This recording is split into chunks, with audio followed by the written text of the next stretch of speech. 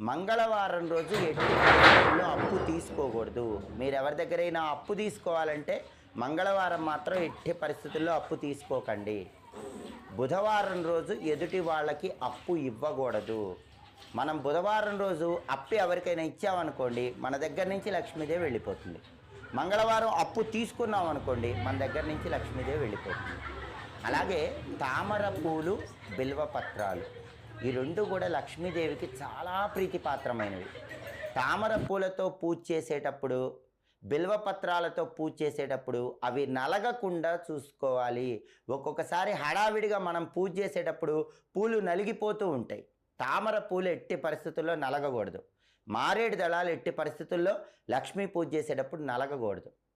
అలాగే చాలామంది స్నానం చేసేటప్పుడు చేసే తప్పేంటంటే పాదాలు ఒకదానితో ఒకటి రుద్దుతూ స్నానం చేస్తారు.